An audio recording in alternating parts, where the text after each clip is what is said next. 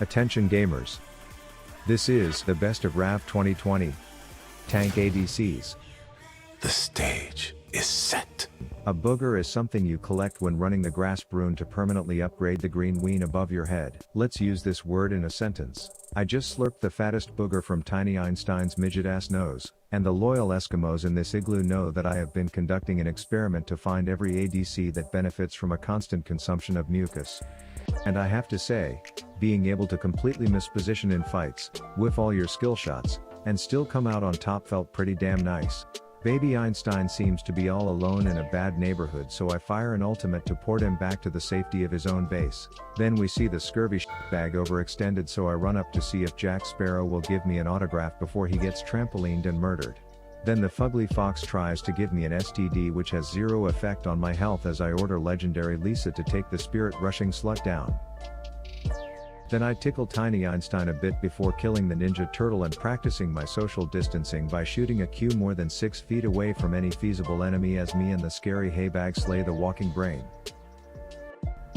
But right when we start to get some momentum, that teeny weeny wizard calls the wrong person a muggle, which ends in him being sent to Azkaban as I patiently wait for the dramatic Jesus Christ rendition to finish before I start chucking barbed wire boomies at the bitch until I realize if that walking vending machine doesn't come and take a bite out of this dude like ASAP Rocky, I will be dead AF. And at this point the entire rift has turned into a desperate game of whack-a-mole, and my team has graciously fed every single mole.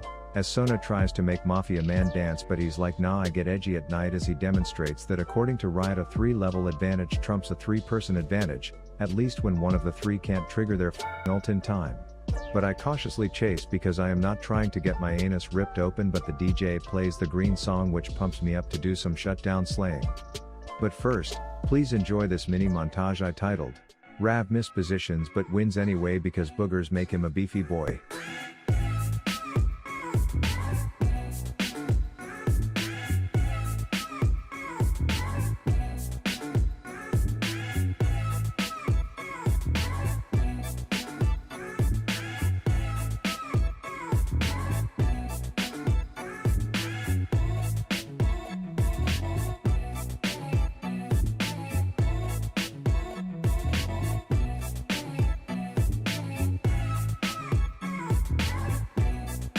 Now let's talk about some morons. The idiot Pike stealths up and reveals himself quietly tiptoeing through our minion wave, only to get firefucked, stunned and lit up by our combos. He tries to retreat by running in a straight line, but I hit one last bursty boy to take some gold home for daddy. My team just wants to watch How to Train Your Dragon 5, but the Ninja Turtle comes tiptoeing back all alone, only to whiff a hook on a non-moving target before we combo and send the dashing dick back to his cave as Obama lights some warning fireworks in our direction. I stop back in lane to check on my hooded midget employees and then run back up to help my tie-dyed lizard take down the blind kickboxer. I then put a ring on Lucian and send him running away. The slither slut is now in our lane, and you absolutely don't want to get caught staring at her titties, so I look away before she checks if I was peeking and get to safety. I land a giant translucent banana on the Pike and then burn my summoners and whiff a W and fail miserably just to purposely trigger the people watching this video expecting challenger quality gameplay. I will see you boys in the comment section to address that one. Now it was time for a change of pace to show just how powerful the constant ticking of grasp is on the rat, and I was immediately relieved to see that my support had an adequate number of brain cells this game when he actually stepped up to fight High Noon overextended Obama's wife as he hit her with a frost door bash, and then we counted to 4 together as I stacked the fart darts up on her before hitting a flash Dutch oven to nab first blood. A minute later and we notice the giant gun girl is squirming around like she has to desperately take a piss, so when we see her slip off towards the bushes, we make our move with a mustache dash and frosty shield bash, which results in us getting another 4-stack freeze and smack combo. Then a minute later I notice the battle tank Caterpillar is caught off guard being supported by that banging blonde, and her outfit is showing just enough leg to have him rocking a half chub, so he takes himself deep in the river to whack one off and gain his focus back. And I pick up on the fact that this light binding babe is fragile and all alone, so I flick on the ravenous RAV switch and start peppering her, but my damn goat of a support has the game sense of a watermelon picking lint out of his belly button 6 screens back until he joins in entirely too late, and I end up getting plucked, cucked and fucked in the a-hole, giving me a strong dose of vitamin tilt and prompting me to ask earmuffs what was going on in his pea-sized head. But things start to turn around when we catch Gimli taking a quick piss in the bushes and our roided up kitty does a hop into turnaround psych bitch hop again combo, and I follow up with a long purple peen to put a seatbelt on the dwarf before they knock him around. Then the pathetic circus consisting of a sexy baton twirler and a walking weaponized larva flee off into their turret, but the buff kitty isn't done as he runs into the bushes to play a game of peekaboo with Hooded Henry before netting the metal moth baby and letting me thin beam the battle bot for the kill. My team wins a heated worm jerk-off contest in river, and then I start to chase Metal Man away. The pursuit continues as I prove that ADCs are in a good place, as having 10 kills results in a negligible amount of damage against a mage that is built over 300 AP, but the CC train continues and my team comes in to help me take him down. Then Spinny Tits gets caught out, so I run up to be absolutely terrible and accomplish nothing useful in what I later will classify as a strategic and fully intentional zoning technique to give them the time to murder Dagger Denise. The Beefcake Booger build benefits Hoppy Helen because the more damage you can take, the more toothpicks you can stab into your opponents so that you can spend your rens to send your friends straight back to the graveyard. And this shit just never gets old. And the build benefits Legolas's wife because just like a top lane tank, good ashes can engage for their team. But she can also peel for teammates when their greedy goblin assholes get them in trouble.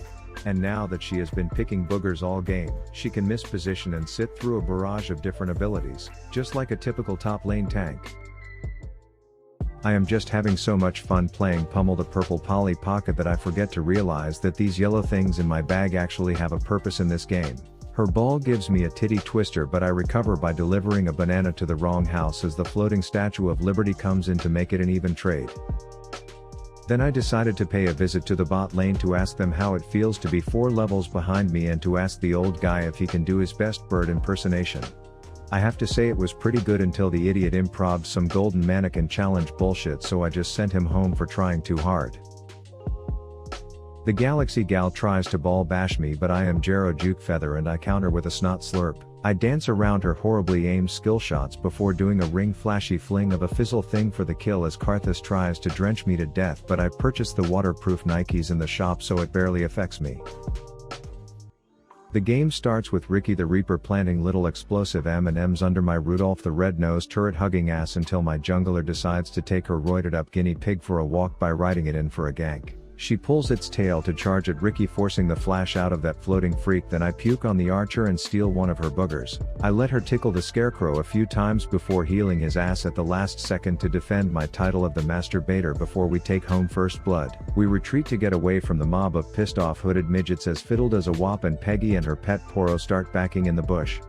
But this caterpillar sees right through the pathetic attempt of the floating wheat farmer to intimidate me, but I know that M&Ms cost mana and he has none, so I charge in to take him down. Then I kite away from the time-traveling teenager and steal some mucus from that mohawk before puking on his shoes to send him away.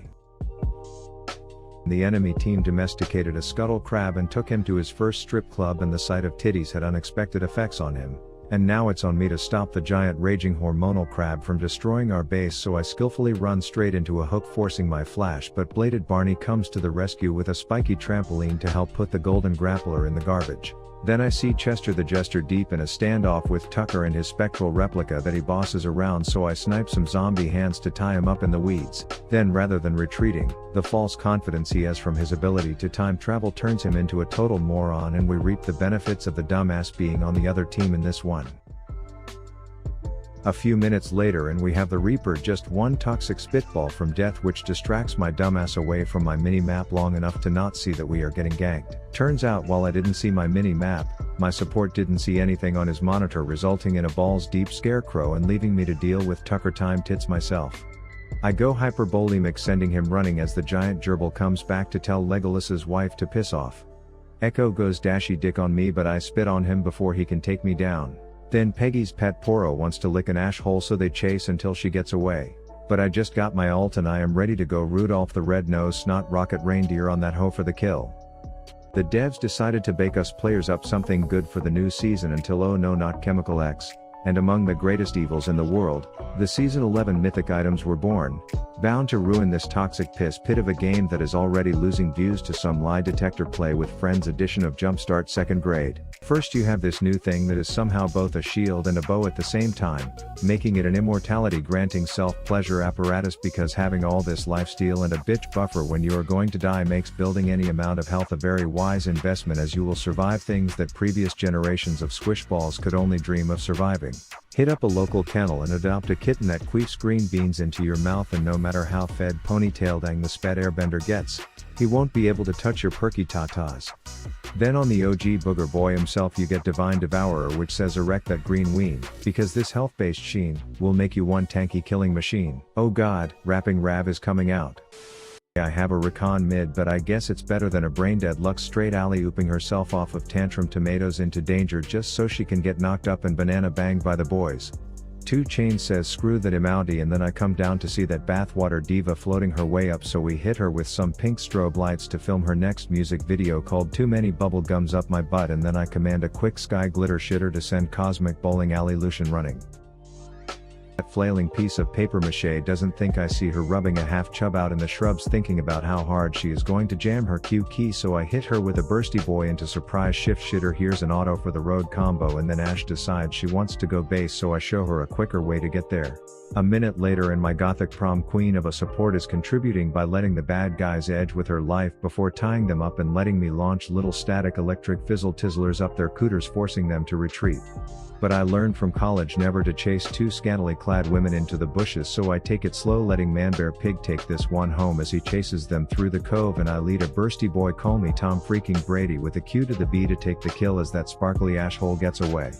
Now I just want to finish my chores of murdering a group of hooded midget employees so I can go on a shopping spree when none other than Aframu stops in to react to my gameplay.